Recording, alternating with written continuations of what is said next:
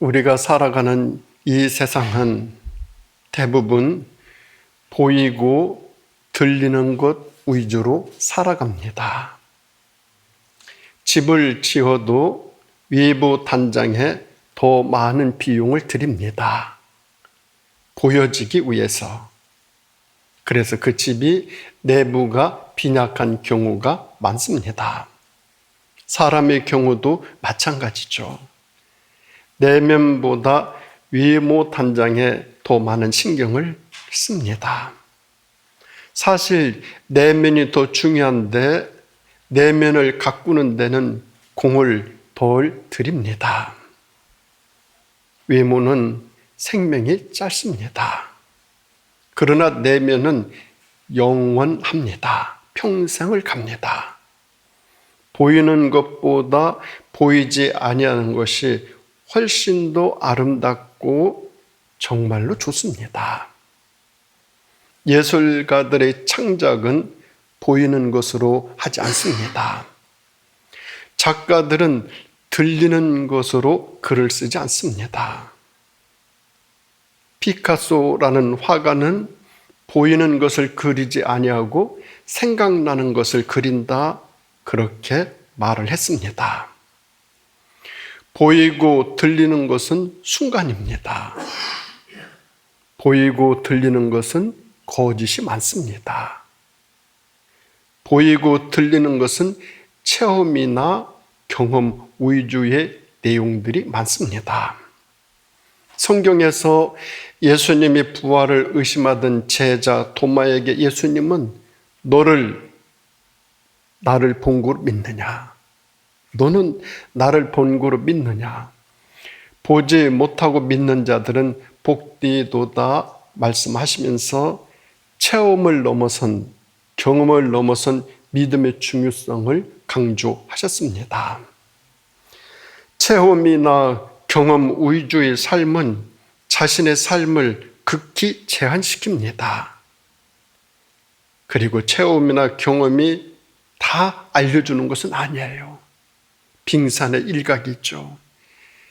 안 보이는 것은 훨씬 더 많아요. 보이는 것은 조금이에요.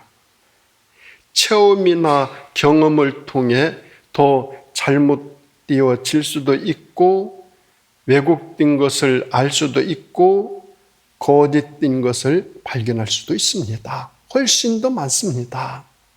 이 세상 어디 갔다 왔다고 해서 무슨 경험을 했다고 해서 다 아는 것처럼 말하지만 그 사람이 알고 있는 것, 보고 있는 것은 극히 일부예요. 빙산의 일각이에요. 그러나 믿음은 모든 것들을 가능하게 만듭니다. 믿는 것만큼 삶의 폭이 넓고 깊고 높습니다. 우리의 삶에 보이지 않게 함께 하시는 분이 계십니다. 바로 성령님이십니다. 성령은 보이지 않게 오셔서 들리지 않게 역사하십니다. 그래서 성경은 성령을 하나님의 영으로 소개합니다. 오늘 본문에서 우리 예수님께서는 성령을 그는 진리의 영이다 소개하셨습니다. 인간의 인성을 지니신 진리의 영이라고 말씀하셨어요. 이 성령께서는 하나님께서 세상을 창조하실 때 함께 사역하셨어요. 마리아가 예수님을 잉태하도록 하셨고 예수님께서 세례 받으실 때 비둘기같이 임하셨던 분 성령님이십니다. 그리고 제자들이 다락방에서 뜨겁게 기도할 때 임재하셨던 것, 그게 바로 성령입니다. 보이지 않게 들리지 않게 성령은 우리 주변에서 우리와 함께하여 주십니다. 섭리하여 주십니다. 사역하여 주십니다. 어떻게 해요? 첫째는 가르쳐 주십니다. 예수님께서 돌아가신 후 제자들은 홀로 남게 되었어요. 제자들은 자신들이 이제부터 무엇을 해야 할지, 어떻게 살아야 할지, 미래와 사명을 전혀 알지 못했습니다. 예수님은 그런 제자들을 향해서 이렇게 말씀하셨어요. 성령이 너희들을 가르칠 것이다 라고 말입니다. 이렇게 성령은 우리들을 가르쳐 주십니다. 가르치시는 영이십니다. 무지를 깨우쳐 주시고 진리를 알게 하여 주시고 할 일을 하게 하여 주시고 뜻을 깨우쳐 깨닫게 하여 주시는 영, 그게 바로 진리의 영 성령님이십니다. 처음 복음이 들어가는 곳에서는 성령의 역사가 아주 강하게 나타납니다. 성령이 가르치고 깨우치게 하는 사역이 일어나기 때문입니다. 우리나라에 기독교가 처음 들어왔을 때 특히 더 그랬습니다. 기사와 이적이 일어났고 성령의 역사가 강하게 일어났습니다. 이 성령이 강하게 역사하셔서 깨우쳐 알게 하시는 그 진리가 모든 것들을 다 깨워주십니다. 알게 하여 주십니다. 보게 하여 주십니다. 들리게 하여 주십니다. 강한 역사죠. 이런 진리는 아무나 알고 깨닫는 것이 아닙니다. 지식이 있다고 성경의 말씀을 깨닫는 것도 아니고 무식하다고 해서 말씀을 깨닫지 못하는 것도 절대 아닙니다. 오직 성령이 일하심으로만 가능합니다. 성령이 함께하여 주시는 가운데 모든 것들은 통달할 수 있습니다. 예수님이 수제자 베드로 무지했어요. 그런데 그에게 성령이 함께하니 영감을 받아서 베드로 전후서를 기록하였습니다. 성령이 임하시니 그가 가르침을 받고 할 일을 하였던 것입니다. 성령은 우리를 가르쳐 주시는 영이십니다. 그런가 하면 두 번째로 진리의 영이신 성령은 어떤 사역을 하시는가 하면은 생각나게 하여 주십니다. 우리들의 기억력 아주 보잘것이 없어요. 들어도 곧 잊어버려요. 그런데 오늘 본문을 보면은 잊어버렸지만 걱정할 것은 없어요. 왜?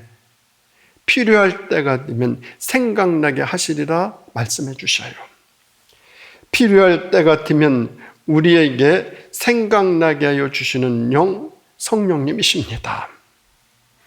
예수님의 돌아가신 후 제자들이 나가 복음을 전파하는 과정에서 때로 고난의 자리에 처할 때가 올 것이지만 그때도 너희는 고난받을 때 무슨 말을 할까 걱정하지 말아라. 성령이 대답을 주시리라 가르쳐 주셨어요. 성령이 대답을 주시리라. 이처럼 성령은 가르치시고 생각나게 하여 주신 은혜를 우리들에게 계속 공급해 주십니다. 그런가 하면 세 번째로 진리의 영이신 성령은 보완하여 주십니다. 우리 인간은 무지하고 무능한 그런 상황, 그런 존재들이기도 합니다. 성경에 나오는 제자들은 모두 무능하고 무지했어요. 3년 동안 예수님으로부터 직접 훈련을 받았어요. 가르침을 받았어요. 교훈도 많이 받았어요. 그런데도 불구하고 제자들은 실패를 거듭 시행착오를 계속 무능을 그대로 보여주었어요. 마침내 두려워서 도망치기까지 했던 사람들 예수님의 제자들이었어요. 그런데 성령은 그런 제자들의 무지와 무능을 깨우치시고 보완해 주셨어요. 이사야 40장 28에서 31절 말씀 보면 보완의 모습이 그대로 나타납니다. 너는 알지 못하였느냐? 듣지 못하였느냐? 영원하신 여호와 하나님 땅 끝까지 창조하신 이는 피곤하지 아니하시며 곤비하지 아니하시며 명철이 한이 없으시며 피곤한 자에게는 능력을 주시고 무능한 자에게는 힘을 도하시나니 소년이라도 피곤하며 곤비하며 장정이라도 넘어지며 쓰러지되 여호와를 앙망하는 자는 새 힘을 얻으리라. 여호와를 앙망하는 자는 새 힘을 얻으리라. 이것이 성령이 우리들의 삶을 보완해 주시는 모습이에요. 계속 평생 우리들의 부족한 것을 채워주시고 또 채워주시고 또 채워주시는 분 성령님이셔요. 그래서 우리 그리스도인들은 반드시 성령의 도우심을 구해야 됩니다. 간구해야 됩니다. 부르짖어 원해야 됩니다. 성령의 도우심이 있어야 신앙생활 원활하게 가능해집니다. 우리는 제자들처럼 믿는다 하면서도 날마다 시행착오 거듭하는 그런 모습들이 반복되고 있습니다. 그렇기에 성령의 도우심이 꼭 필요합니다. 그때 우리는 비로소 신앙생활을 수월하게 원활하게 무사히 잘 감당해 나갈 수 있습니다. 신앙생활뿐만 아니라 우리들의 모든 삶을 성령께서 도와주셔서 그 모든 삶들을 정말 잘 감당해 나갈 수 있죠. 세상을 이길 수 있죠. 채워주시는 지혜로 말미암아 더 복되게 살아가는 힘 성령께서 보완해 주십니다. 그래서 살아가면서 가장 절실하게 느끼는 것이 이 성령의 힘입음입니다. 성령의 힘입음. 이 성령의 힘입음이 없으면 삶이 매우 힘들고 어려워요. 이 성령의 힘입음이 없이 자신이 무엇인가를 하려고 온갖 꾀를 쓰고 재주를 부리곤 합니다. 그러다가 한계에 부딪히고 의기소침해져요. 자포자기까지 해요.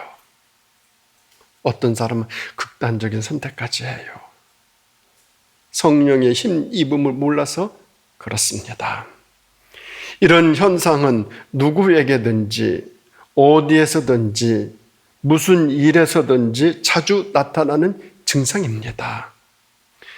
그래서 특히 우리 신앙인들일수록 이 성령의 힘입음을 꼭 알아야 되고 꼭 받아야 되고 꼭 있어야 되고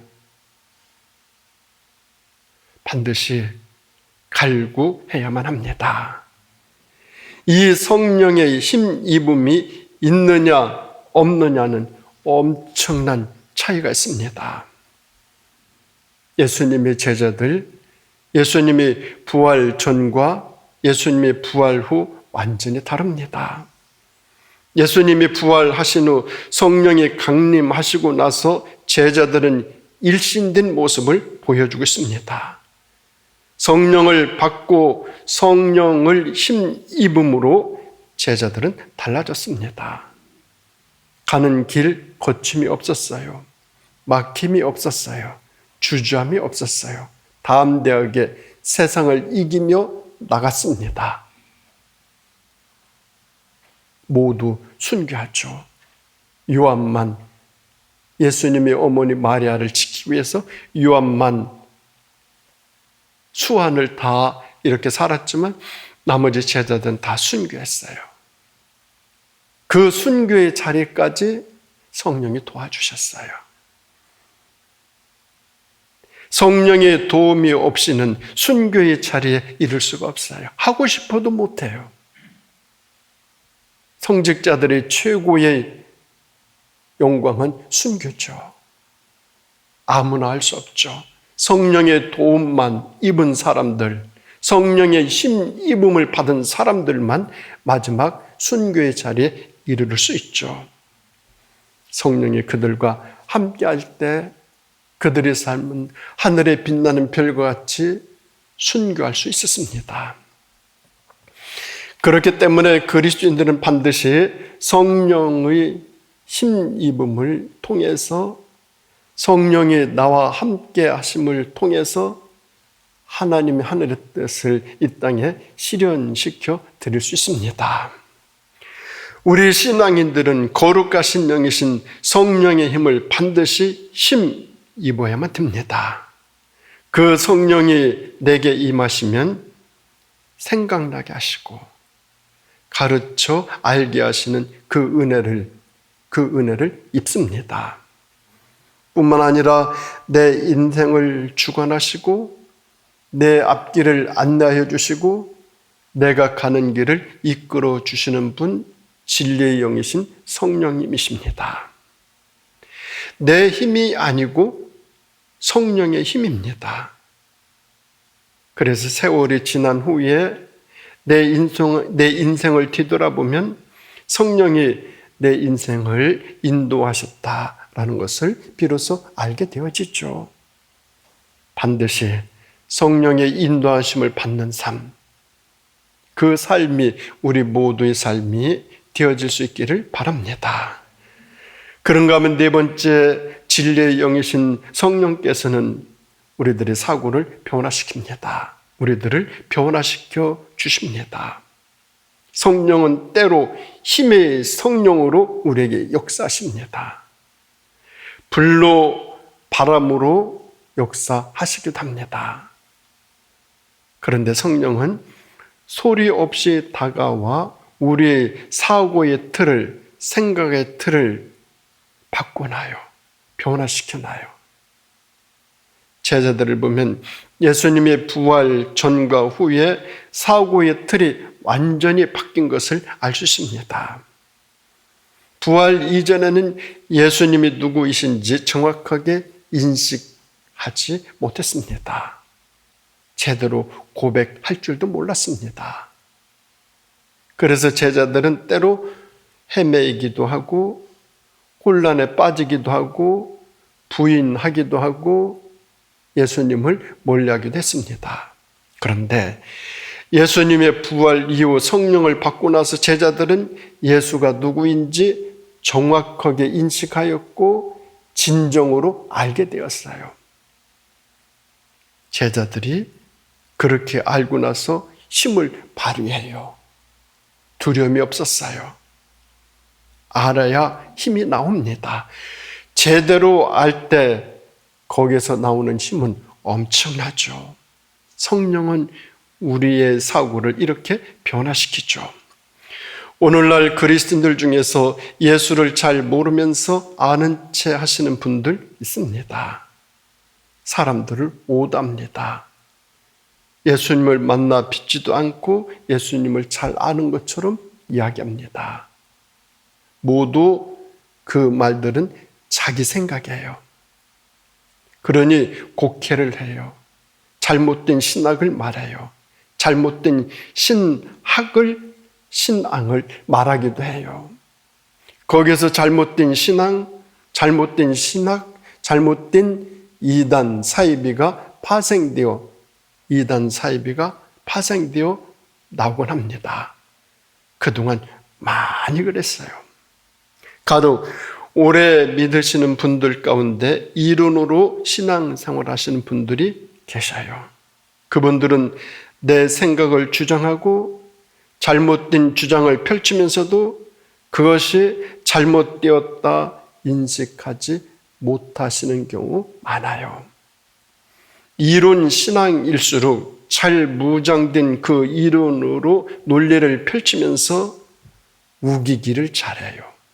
고집을 잘 부려요. 주변을 혼란스럽게 해요.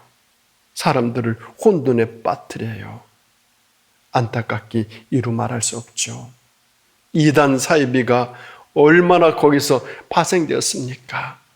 지금도 계속 그런 모습들이 나타나곤 합니다.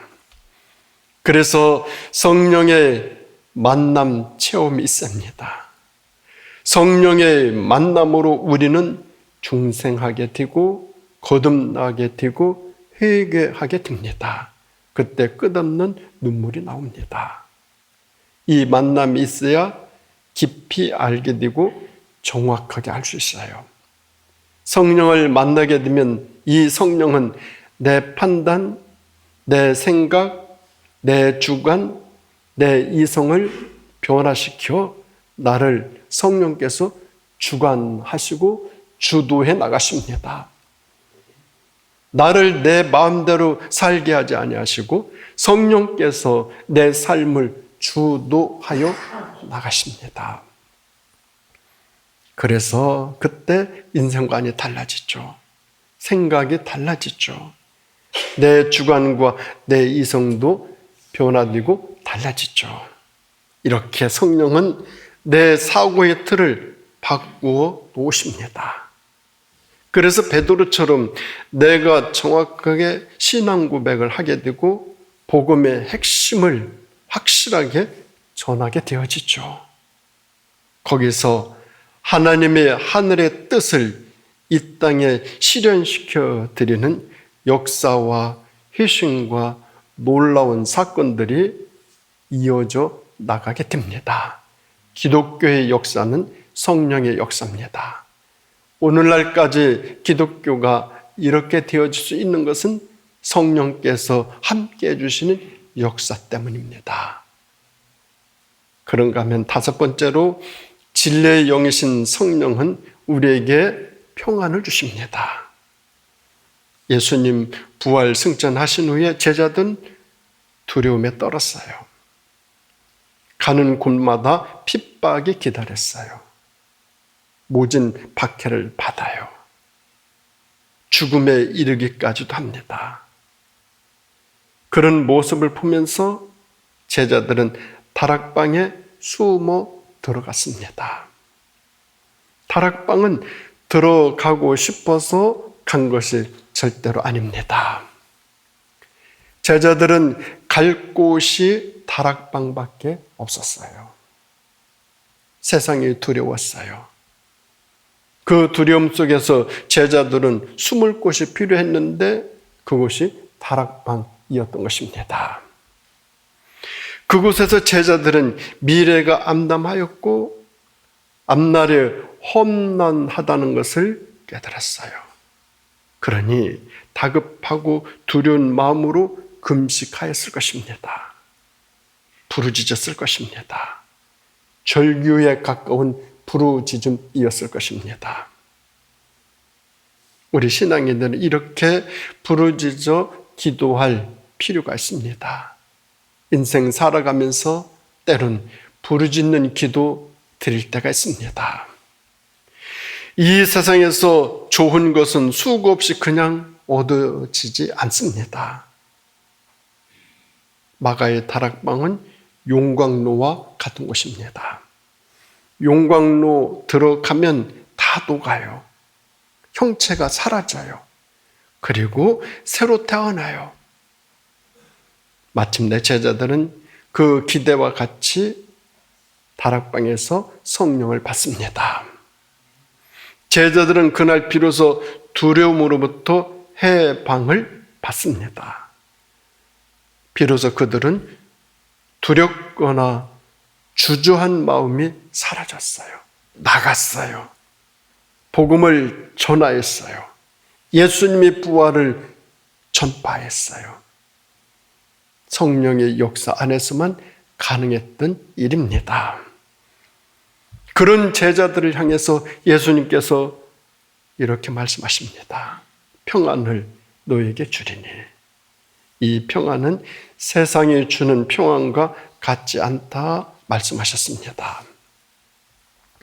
예수님이 주시는 평안은 안락한 환경이나 좋은 집, 부드러운 이부자리 그런 것을 의미하지 않습니다.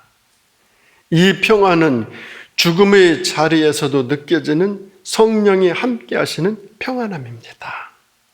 환경과 처지에서 주어지는 평안이 아니고 하늘이 주는 담대함의 평안이에요. 하늘이 주는 담대함의 평안함. 성령이 우리에게 주시는 평안은 바로 이런 하늘이 주시는 담대함의 평안입니다. 어떤 처지, 어떤 환경, 어떤 모습, 어떤 조건도 다 능히 감당해 나갈 수 있는 그런 평안. 성령은 우리에게 그런 평안을 공급해 주시는 분이십니다. 그렇다면 어떻게 해야 나에게 이런 평안, 이런 성령의 역사하심이 주어지게 될까요? 그것은 바로 의존함입니다. 전적인 의존입니다. 나의 삶 전체를 주님께 맡기고 위탁하고 의존하는 것을 말합니다. 의존이 없이는 성령의 가치를 인정할 수가 없어요. 의존이 없이는 성령의 가치가 수용하기 힘들어요. 전적 의존만 성령의 가치를 인정해요. 전적인 믿음만 하나님을 인정할 수 있어요. 전적인 믿음을 통해서 예수님이 나의 구원자이시다 고백할 수 있어요. 우리의 믿음이 전적인 믿음이 되어질 때 성령께서도 우리의 삶을 전적으로 책임져 주실 줄 믿습니다. 이 전적인 의존은 나의 내면을 비우는 거예요.